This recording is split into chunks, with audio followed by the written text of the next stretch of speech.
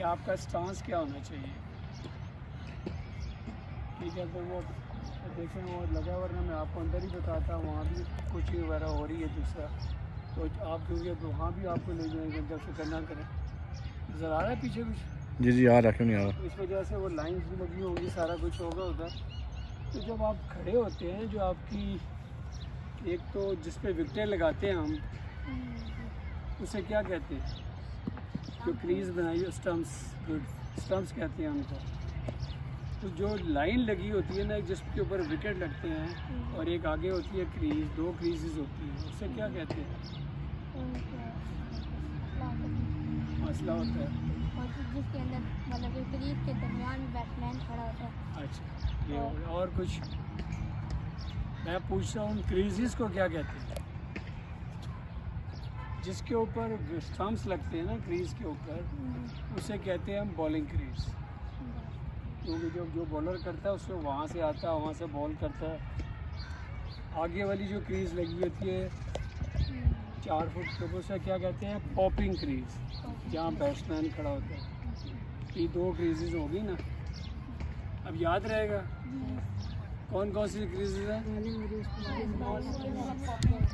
Bowling crease और popping crease, ठीक है ना। अब यहाँ लाइन वो अंदर है ना, तो जहाँ पे बॉलिंग क्रीज है, this is our popping crease. अब पॉपिंग क्रीज जो होती है, उसके दरमियान को रखी, ये पैर आपका अंदर रहेगा क्रीज के, और ये इसके साथ आ जाएगा पैर। और ये अंदर क्यों रहता है, किस लिए अंदर रखना जरूरी है, पता है आपको? सबको पता होना चाहिए, देखते हैं टीवी पे है। क्यों जी? स्टंप ना होना है नहीं, स्टंप ना हो, क्योंकि आपकी हर चीज़, कोई ना कोई जो भी चीज़ है, तो आपकी बिहाइंड ही पॉपिंग क्रीज होनी चाहिए। बेशक आपका हाथ है, पाँव है, बल्ला है, कोई चीज़ भी है, तो उस वक्त आपको कंसिडर करते हैं कि you are in the crease, otherwise you are run out. ऐसे ही है। तो इसके लिए ज़रूरी है कि you have to be in your crease. और क्रीज आपका क्या है कि आपका पाँव अंदर हो, बैट हो, बॉडी का कोई भी हिस्सा हो, बल्ला हाथ में नहीं है, पैर अंदर हो, तब भी आप क्रीज में। अभी भागते हुए अगर बल्ला छोड़ दिया तो बंदा भाग के क्रीज में पहुँचता है ना, अपनी बल्ला उठाने की कोशिश नहीं कर रहा होता, तो ना रन आउट ना होता। तो क्रीज रखो भाई, डाई मार के हाथ लगा दो आपने, अभी आप क्रीज में। ये बहुत बात की बातें हैं, लेकिन मैं कह रहा हूँ आप अभी से सीख लें तो बेहतर, ठीक है। तो बॉलिंग क्रीज, और तो मैंने आपको बताया, आप ग्रिप बताइए, आज क्या क्या बताया बेटे?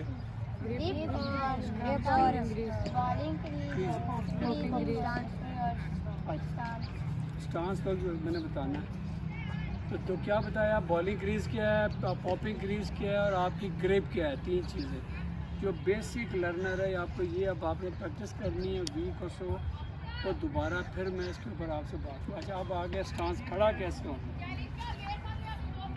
वो मैंने बताया था। जो क्रीजेज आ गई 2, अब आपने पॉपिंग क्रीज के क्रॉस खड़ा होना है, और आपने इतना अपने अंदर फासला रखना है कि जितना तकरीबन आपकी ये शोल्डर विड्थ पे, बहुत ज़्यादा मैंने ऐसे भी नहीं खड़ा होना, टांगे खोल के, और मैंने टांगे जोड़ के भी नहीं खड़ा होना। वजह क्या है इसकी, क्या वजह? टांगे जब बंद करके खेलेंगे तो बाल आगे नहीं जाके बंदा खेल सकता, और बाल भी लग सकती है। चलें शाबाश, बोलें हाँ। क्यों? अगर मैं यहाँ ऐसे खड़ा होता हूँ तो क्यों नहीं खड़ा होना चाहिए, और मुझे अगर ऐसे खड़ा होना है तो क्यों नहीं खड़ा होना चाहिए? बैट्समैन आप भी बताएं ना, कोई भी अपनी अपनी राय देनी है, वो तो पूछ रहे हैं ना कुछ, चलो कोई आपके जहन से बात। पैर जब ऐसे टांगे ज़्यादा खोलते हैं तो बंदा बैट्समैन थोड़ा झुक के भी रहता है, और झुक के इसमें फ्लॉ क्या ख़राब है, क्यों नहीं खड़ा होना चाहिए ऐसे? चलो, किसी को नहीं पता, ऐसे खड़ा होता है। बताओ बेटे, तुम बताओ। बोल्ड हो सकते हैं ना, वो तो बात की बातें, बोल्ड होना या कैच आउट होना, इसका फ़ायदा और नुकसान भी सब बताना चाहिए। This is the answer. देखें ना, आप सोचते हैं तो आपके जहन में कोई चीज़ तो आनी चाहिए ना यार क्रिकेट में, कि ज़्यादा खोलेंगे तो आपका डिसबैलेंस जो भी है, लेकिन आपका बैलेंस की बात की है उसने, कि बैलेंस नहीं रहता। नहीं तो और जब आप ऐसे खड़े होंगे तब भी आपका बैलेंस नहीं है, आप खड़े होकर देख लें, गिर जाएंगे बंदा। मतलब बैलेंस नहीं है ना। तो जब बैलेंस नहीं है तो आपकी मूवमेंट स्लो होगी बॉल के लिए। तो you have to be balanced each and every time when you playing cricket. Balance क्या चीज़ है? तो इस तरह भी बैलेंस नहीं है मेरा। और व्हाट इज़ बैलेंस? आप ये बताओ बैलेंस क्या है? बैलेंस मतलब कि अपने आप को कंफर्टेबल रखना है, अपने आप को कंफर्टेबल रखना है। ठीक है, और बोलिए व्हाट इज़ बैलेंस? बैट्समैनों को ज़्यादा पता होना चाहिए कि बैलेंस क्या है। बैलेंस सबको ही पता होना चाहिए। What is balance? और इससे आगे आगे आके भी खेल सकते हैं और ज़्यादा कोई बात करो शाह, बोलें और इसमें बंदा झुक भी नहीं सकता।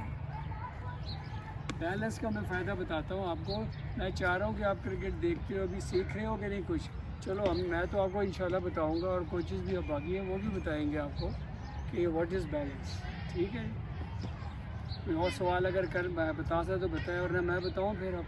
बैलेंस जो है, अगर जो मैंने ज़्यादातर मैच में देखा, जो अच्छे बॉलर होते हैं ना, जो बैट्समैन भी अच्छे होते हैं, अच्छे बॉलर ज़्यादा मैं तो बैटिंग की बात कर रहा हूँ, बैटिंग का बताओ बैलेंस, बॉलर के छोड़े। बैलेंस जो होता है ना ज़्यादा, वो बैट्समैन के लिए ज़रूरी होता है, क्योंकि जब बैट्समैन का बैलेंस नहीं होगा तो वो अच्छी तरीके से खेल भी नहीं पाएगा, गिरता रहेगा। बैलेंस इज, हाँ जी, बैलेंस इज व्हाट, अब बैलेंस इज ऑल अबाउट कि आपका जो वेट है ना, एक्चुअली वेट जो आपने आप दोनों टांगों पे इसको इक्वली डिस्ट्रीब्यूट करना है। अब मैं अगर ये खड़ा हूँ तो ये मैं बैलेंस पोजीशन में जहाँ मर्जी पाँव हिला सकता हूँ, आगे पीछे कर रहा हूँ, ये मेरी बैलेंस पोजीशन है। ये जो अल्लाह पाक अल्लाह ताला ने बनाया है ज़मीन आसमान, ये भी एक बैलेंस पे कायम है। जिस दिन वो बैलेंस आउट हो गया तो आसमान ज़मीन पे गिर जाएगा। अभी आप छोटे हैं, आप पढ़ेंगे ना न्यूटन का कानून जो है, उससे पता है कशिश शक्ल क्या है, उसमें आएगा ना। तो वो क्या चीज़ है? तो ये दिस इज़ ऑल बैलेंस। ये दुनिया भी अल्लाह ताला ने एक बैलेंस के ऊपर की हुई है। आसमान ज़मीन हर चीज़ ये बैलेंस पे खड़े हुए हैं। तो why it is balance, balance आपका होना चाहिए। और व्हाट इज़ बैलेंस अब मैं आपको बताता हूँ क्या है। To divide your body's weight equally on the both legs is called balance. समझ आ रही है? या उर्दू में कह सकते हैं जब आपका वेट दोनों टांगों पर बराबर के साथ डिस्ट्रीब्यूट तकसीम हो रहा होता है तो that is your balance position. अब बैलेंस पोजीशन ये है कि मेरी मूवमेंट इजी है, यहाँ से पीछे भी जाना है, यहाँ से आगे भी जाना है, आई कैन मूव। बॉल अब मैं देखा जैसी बॉल पिच हूँ आगे बॉल है तो मैंने आगे मूव करना है। अगर मैं देखता हूँ कि बॉल मैं ऐसे गया हूँ इनिशियल मूवमेंट के साथ, वो बाद में बताऊँगा। जो मैं ऐसे गया पीछे तो मैंने यहीं से पीछे होना गेम खेलना। मेरी बॉडी का बैलेंस है। तो बैलेंस ये 3-4 चीज़ें मैंने आप बेसिक आपको बताई हैं कि आपको क्या क्या बताया है। आप बताओ 2 मिनट, आप बताओ क्या क्या मैंने बताया। थोड़ा जोर से बताना। अच्छा जोर से बोले। आपने ग्रिप कैसे पकड़नी है बैट की, एक ग्रिप बताया, हाँ जोर से बोलो बेटे, शाबाश, सबको बताओ, कोई बात नहीं।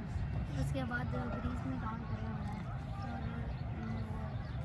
ठीक है, बैलेंस हो गया। आगे खड़े कैसे होना है, क्रीजेस बताई हैं।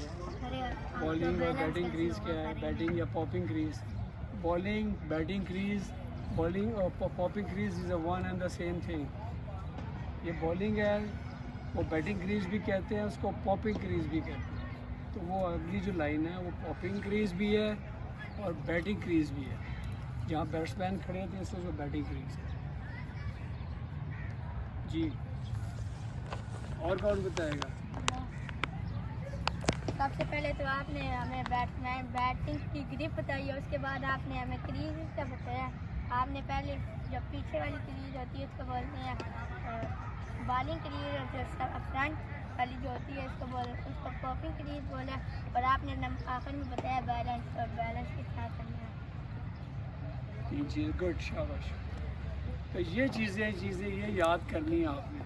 तो अभी अगले कल या परसों जब भी होता है उसके बाद फिर मैंने आपसे इसके ऊपर पूछना है सबसे कि व्हाट इज़ बैलेंस क्या है और कैसे बैलेंस। ये 3-4 चीज़ें अब आपको समझ आ गई हों। तो आपने अंदर जो प्रैक्टिस करनी है, जब कोचिंग वो अंदर वाले जो कोच क्योंकि नेट वाले होंगे बताएंगे, आपने इन चीज़ों पे खड़े होते हो तो हाथ देना कि बल्ला कैसे उठाना है मैंने, ठीक है जी। उठाने की बात होगी, ये बल्ला पकड़ना कैसे है, क्रीज कौन सी है, ये बॉलिंग है, ये मेरी बैटिंग क्रीज है और ये मेरी पोजीशन कैसी है, ये 3 चीज़ें, ठीक है। जब बड़ों को लेक्चर छोटा मोटा और दूंगा, मैं आपको भी खड़ा कर लूँगा ताकि आप भी सुन लें, लेकिन आप लोग बिल्कुल लर्नर है, बेसिक चीज़ें यहाँ से आपने शुरू करें, ठीक है। और बॉलर्स का तो मैं बता दूँ थोड़ा सा बॉलिंग के लिए